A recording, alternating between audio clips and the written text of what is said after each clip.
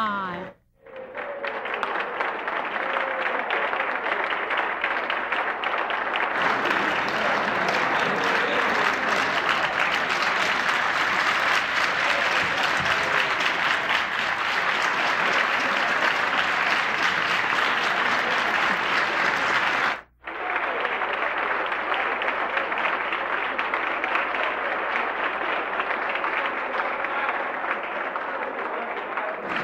Mr. Carey of Nebraska, no.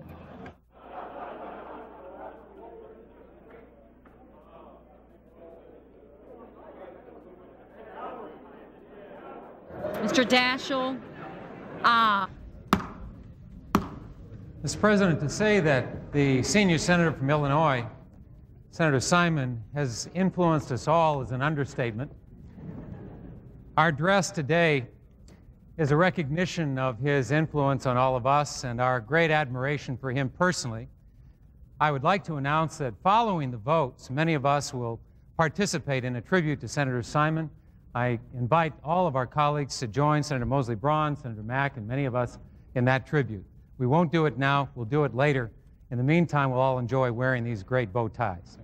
I yield the floor. Mr. President, I know others are going to be commenting on this later on, but I was delighted to be one of those that wore a bow tie this afternoon in honor of our great friend and great senator from the state of Illinois.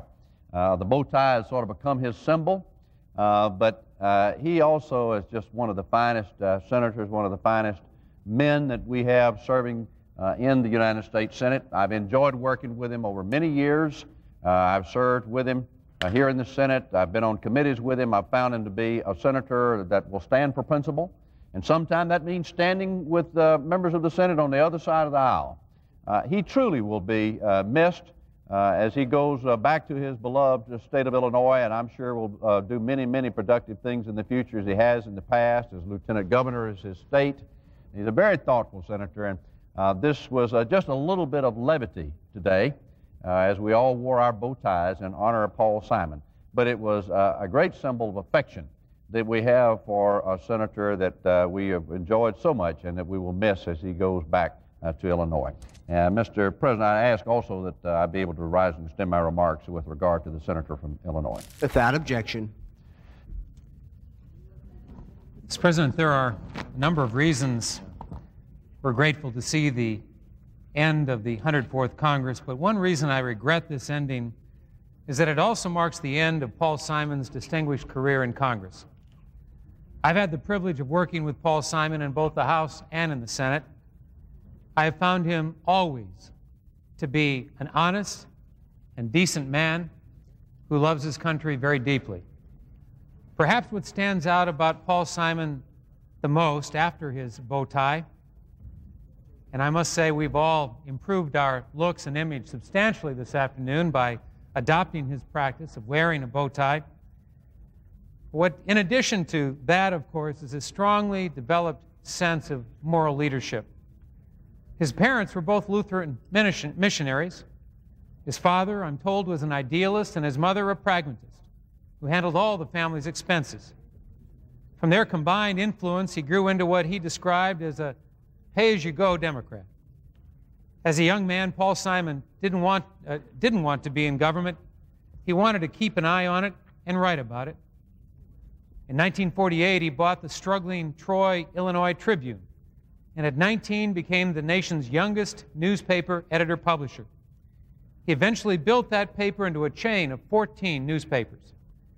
He interrupted his journalism career to serve in an Army counterintelligence unit monitoring Soviet activities in Eastern Europe from 1951 to 53. When he returned to journalism in 54, he tried unsuccessfully to recruit candidates to run for public office. After hearing no one too many times, he finally decided at the age of 25 to run for the Illinois State Legislature himself. And that was the beginning of a long and very distinguished career. Paul Simon served 4 two-year terms in the Illinois House and 2 four-year terms in the Senate. He provided constituents with detailed reports on spending long before the passage of disclosure laws. He was elected to the U.S. House of Representatives in 1974. and re-elected 4 times. He joined the Senate in 1984. Fortunately for students of politics and for history, the old newspaper reporter in him never stopped working. Senator Simon is the author of 14 books and countless articles. In 1987, when he announced his candidacy for president, Paul Simon said, "I seek the presidency with a firm sense of who I am, what I stand for, what I can and will do to advance the cause of this great nation." It is that same strong sense of who he is and what he stands for that has made Paul Simon such an invaluable asset to this body and to our nation. It was, in part, the leadership of this pay-as-you-go Democrat that helped this nation understand that we have a job to do in balancing the budget, and that we have to do it the right way, without ripping apart America's safety net. I, and I know all of my colleagues, will miss Senator Simon's good humor. Unfortunately, I suspect I will not miss his good counsel, because I am confident that Senator Simon will continue in his new career to write and to keep us on the right track, just as he has, one way or the other, for all of these years. Here from Illinois. Thank you, Mr. President. A few minutes ago, actually almost an hour ago now, the Senate demonstrated, I think, the kind of cooperation and collegiality that really is in the best tradition of this Senate. When members on both sides of the aisle, male and female alike, came out wearing bow ties as a tribute to my senior senator, Paul Simon.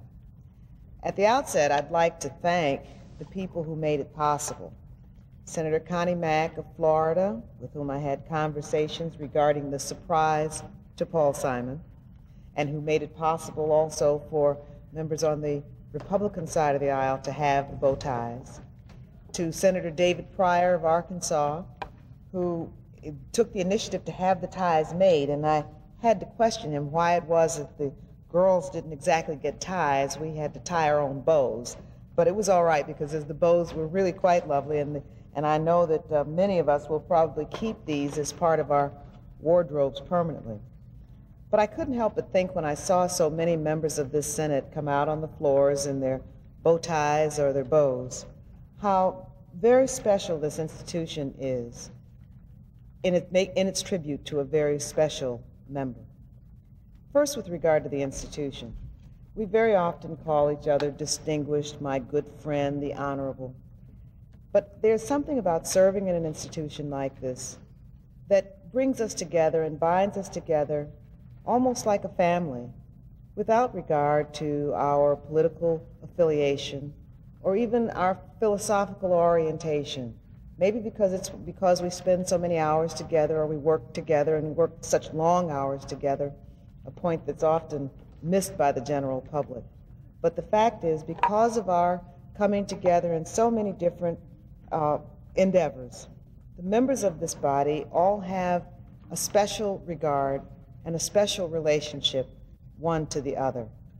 And I think that that regard and that relationship was reflected in the tribute to Senator Paul Simon, when the members, again, on both sides of the aisle, so willingly took up the bow tie and took up the bow in honor of him and in tribute of what has become his signature, his bow tie.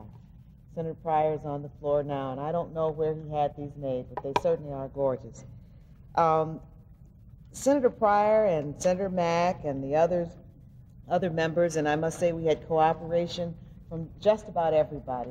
The people in the cloakroom who made the ties available, the staffer who helped play the little trick on Paul Simon this afternoon when we sent him a note that said he had a phone call so he'd leave the caucus long enough for an announcement to be made about the surprise.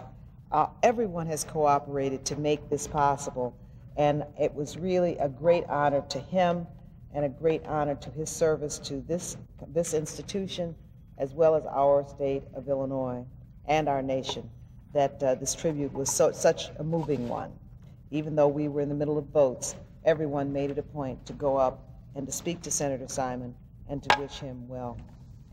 Paul Simon epitomizes public service. He has always sought to make government work for the people.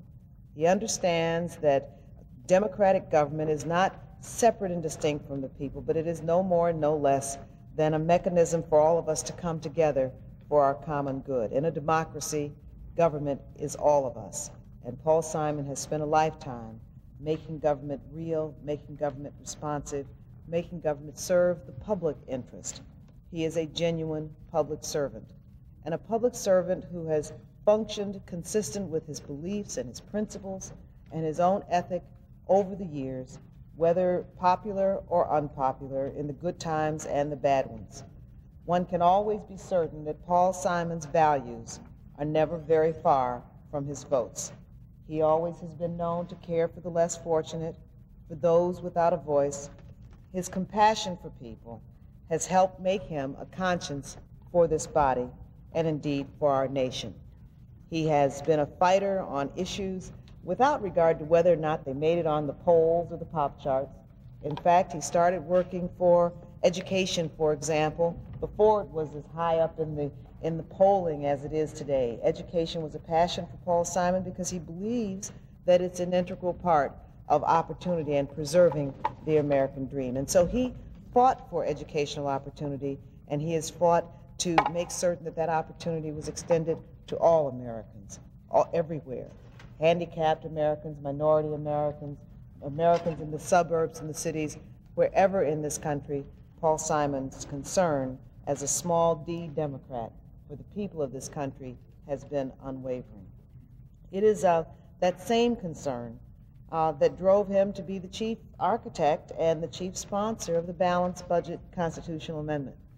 Many times I'm called on to, when I speak to people about the Balanced Budget Amendment, which is an issue that now is very popular. It wasn't when he first started working on it.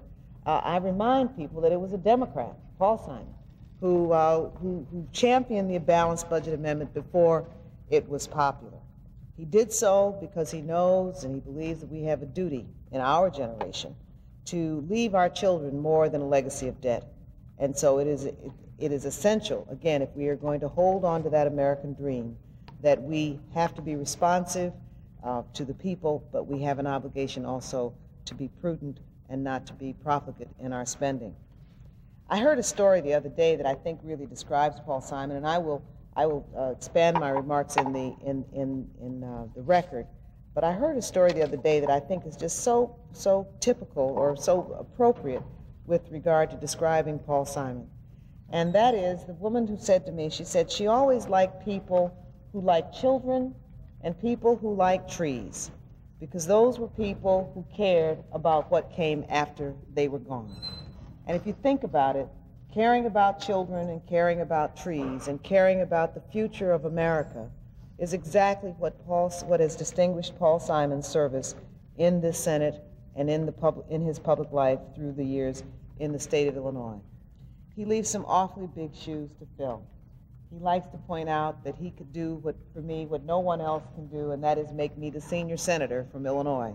And while I look forward to being the senior senator from this great state, at the same time I recognize that it is an awfully tall bill to fill, to live up to the standards and to live up to the kind of ethic that Paul Simon has always represented.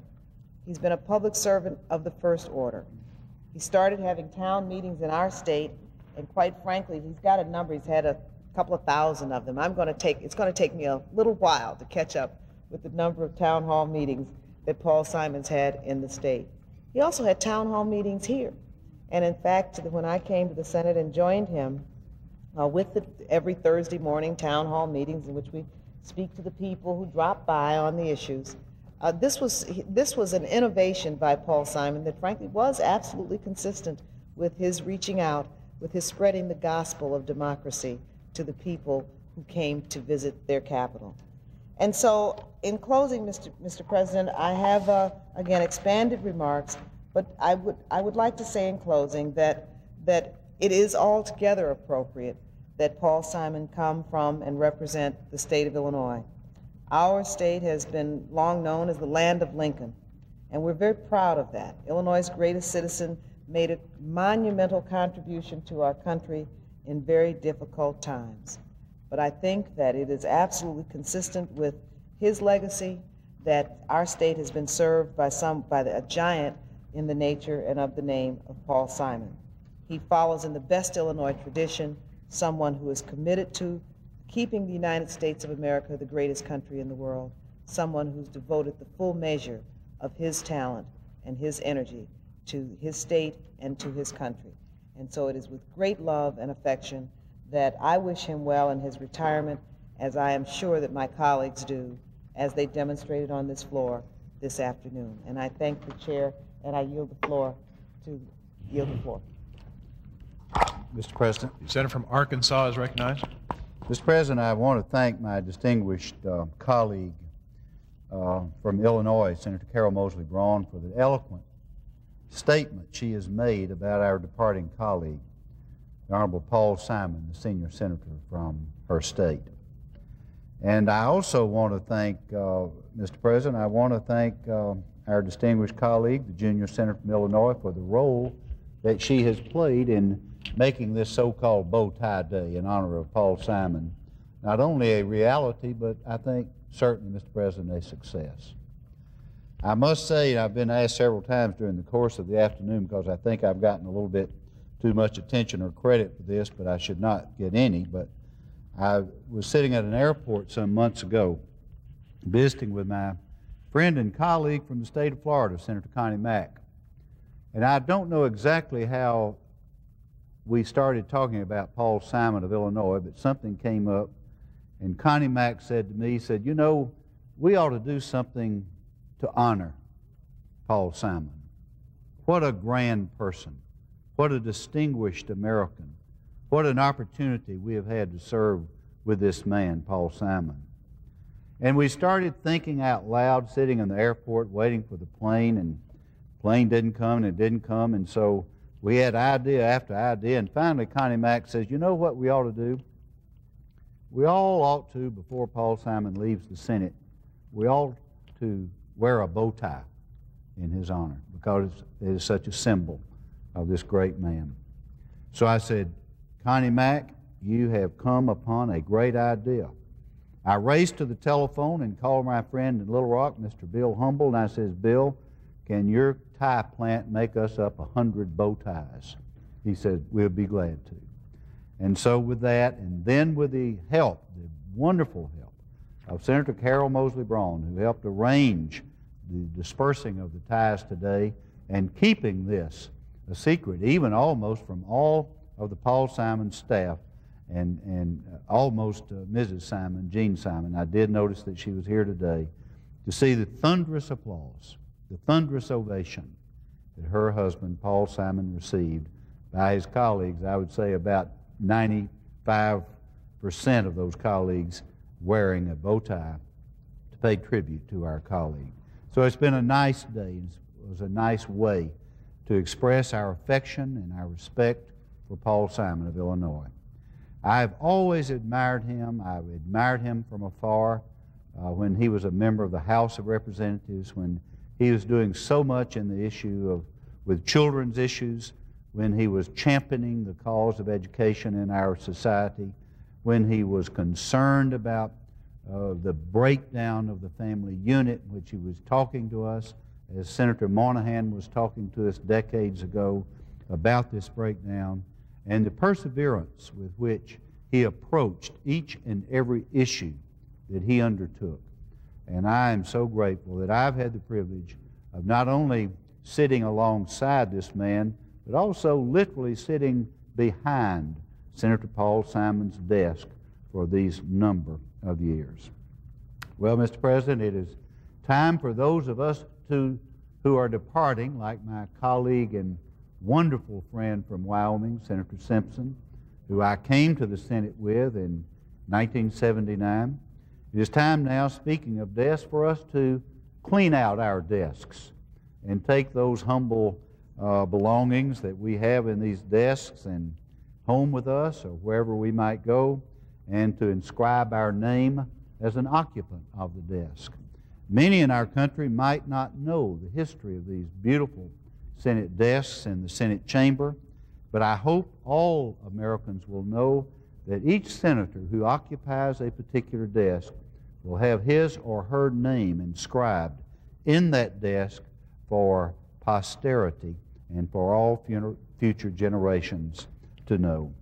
And finally, Mr. President, back to our friend Senator Simon, if I were speaking to a political science class, and I think come the next semester at the University of Arkansas, I might be speaking to one or two of those classes, and if I'm ever asked the question by one of those political science students as to how to pattern their life into becoming a politician and a public servant, or ultimately a public official, I think I would say to that class that you have to look no further than the life, the personal life, and the political life of Paul Simon of Illinois. Because I think with his life, he has made a statement, just like we on the floor today made a statement by wearing a Paul Simon bow tie.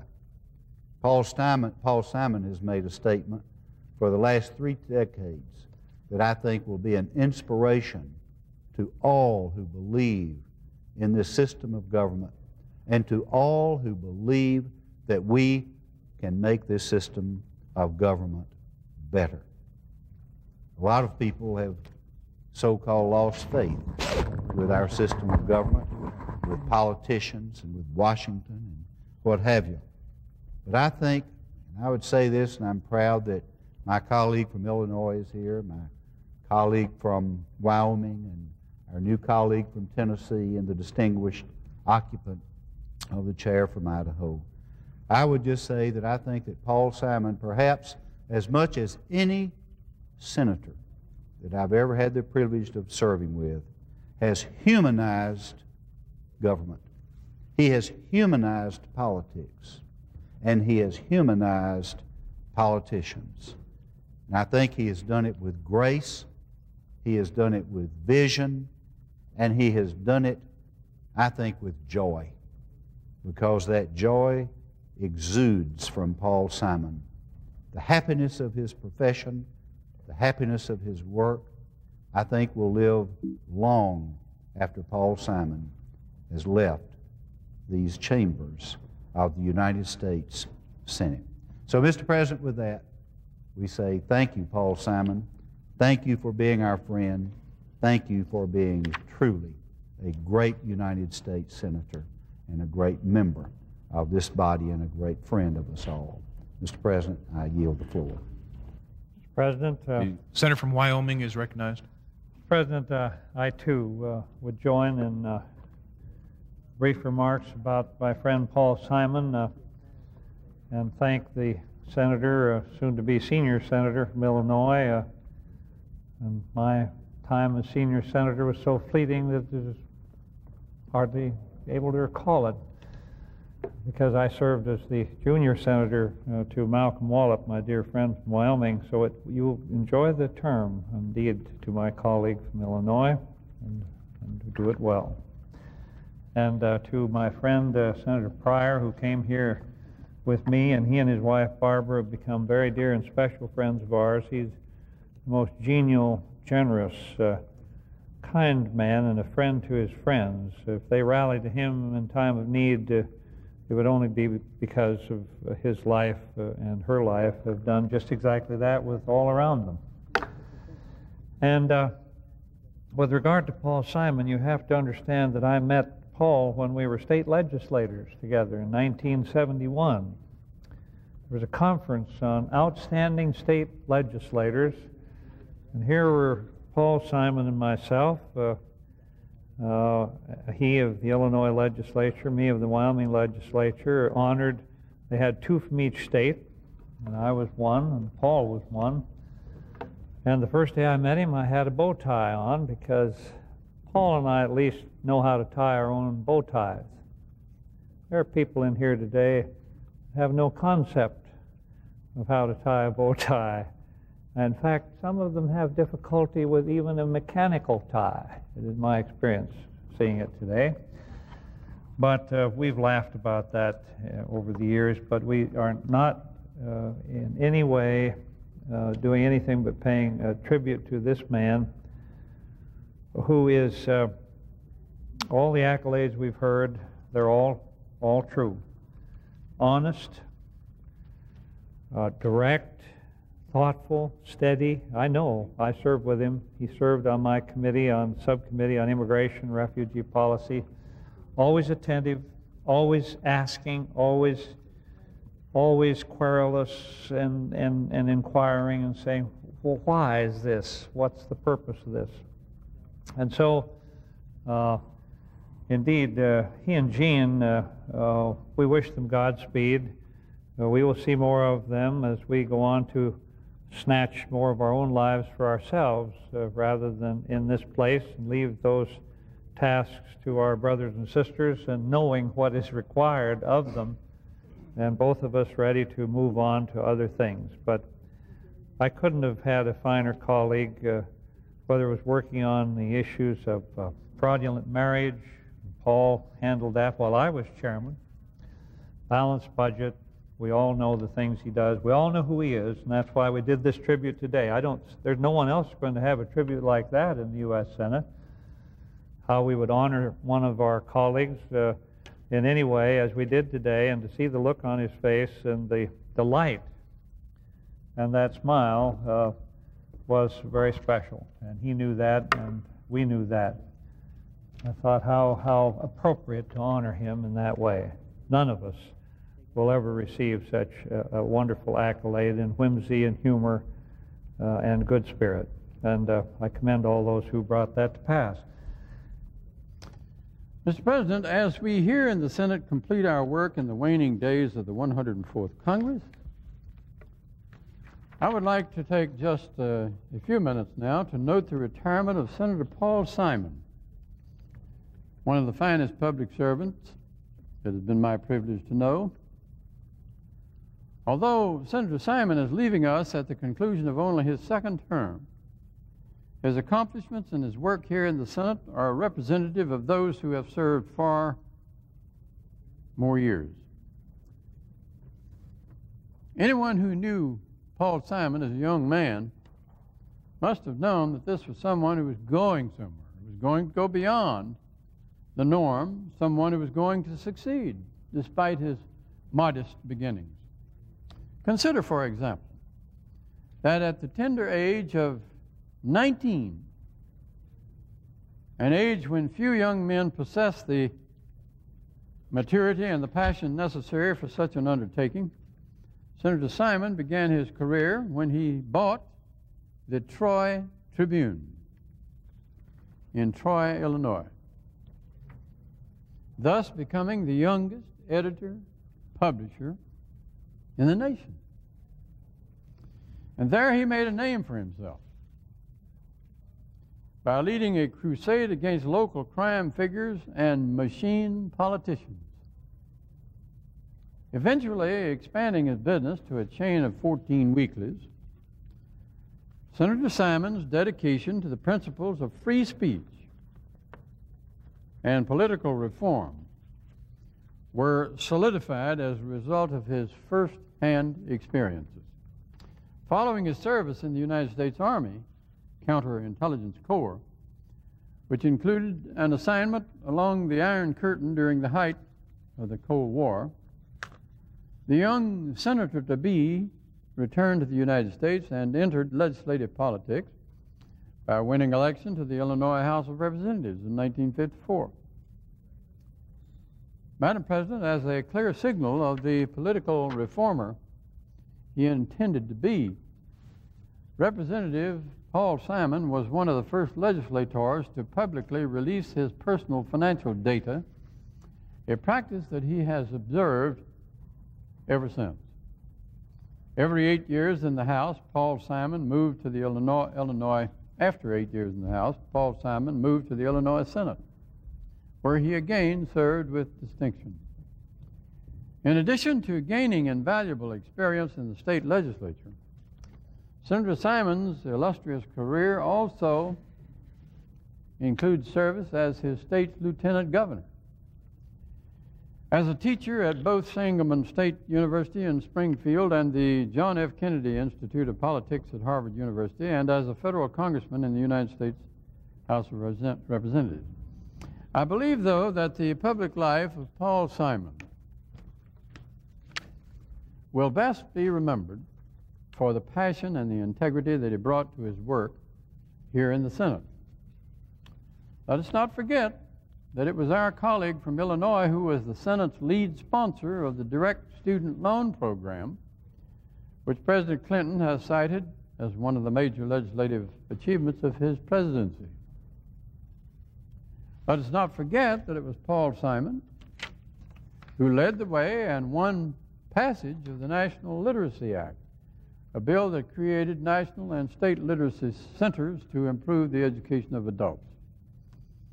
And let us not forget that it was our same soft-spoken friend who championed the School to Work Opportunities Act so that those young citizens who may not go on to college are not left behind.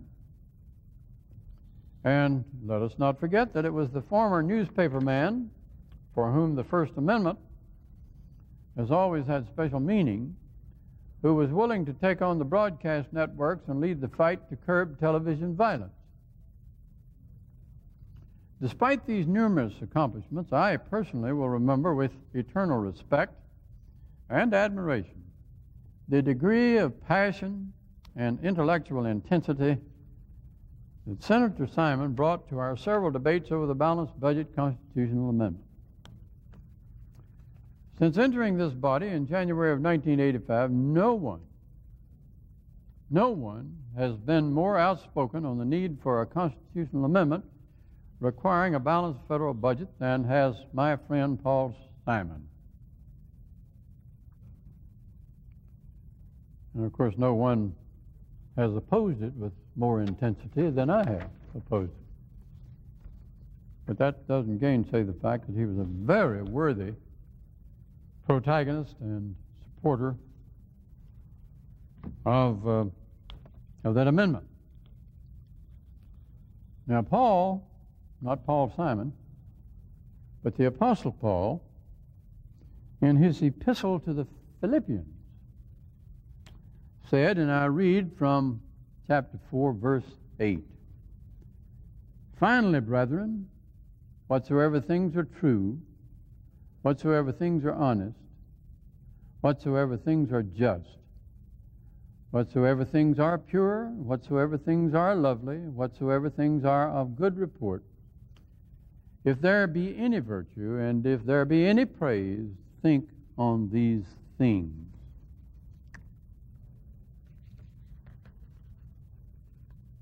Well, Madam President,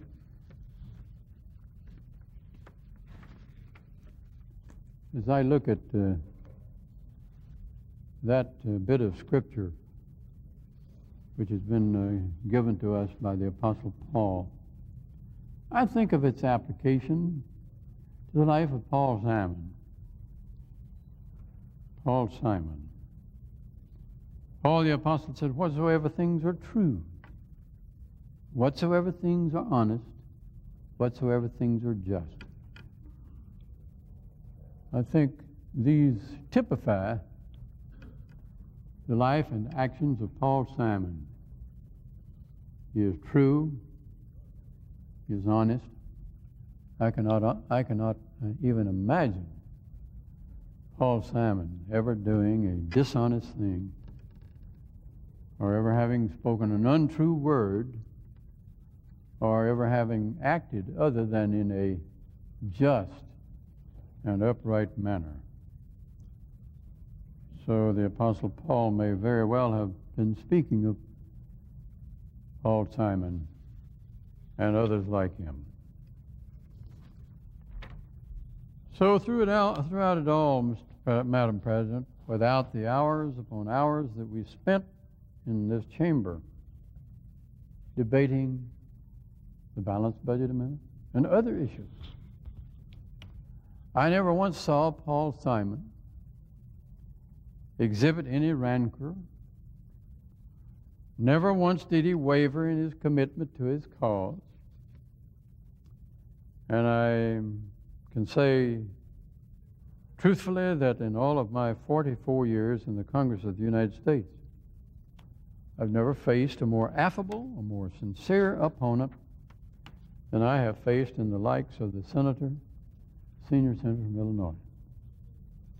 Paul Simon has served his country as a journalist, editor, businessman, soldier, teacher, and legislator.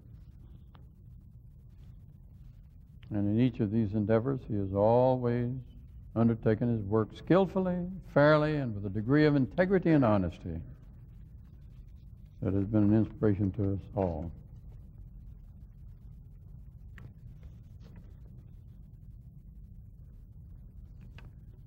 And as he prepares to leave the Senate and return to his beloved state of Illinois, I offer this remarkable American my gratitude for his fairness and good fellowship. He is indeed the happy warrior. And I extend my best wishes to him, and so does Irma, my wife, to him and to his lovely wife. Our best wishes by saying thank you and good luck to our friend from the state of Illinois. The senator from Illinois. Mr. President, before I get into what I came out of the floor to remark, if I could just comment on the last part of what the distinguished senator from Texas had to say. While I would differ with her characterization of President Clinton's posture, her praise for Senator Lott as a majority leader is right on target. I had the privilege of serving with Trent Lott in the House and now here in the Senate. When a new leader comes in, there's a big question mark. Frankly, I didn't know what kind of a majority leader he would be. My impression is he is serving his party and the Senate and the nation very well. As one who was uncertain, I now have the impression that Senator Lott and his leadership is going to be very good for the nation. Mr. President, would the gentleman yield for I would be pleased to yield to my colleague. Mr. President, I just want to say that the statement that was just made by the senator from Illinois is so typical of this man who is probably spending his last hours with us in the United States Senate.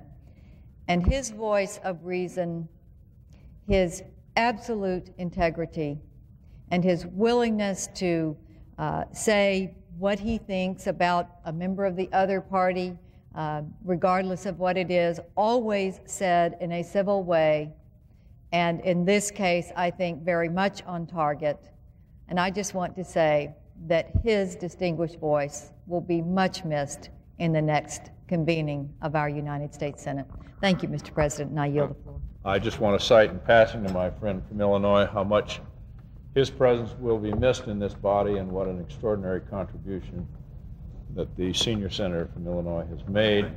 And I wish him well and his lady as they go on to fulfill other ambitions and desires in life. And you leave this Senate with a very proud record, and I'm very pleased to have your friendship and your association through the years. I wish you well, my friend. Thank you very much. Perhaps a favorite of the many, Senator Simon of Illinois, who even when one disagrees frequently with him on issues, is always unfailingly friendly, thoughtful, forgiving, and forthcoming.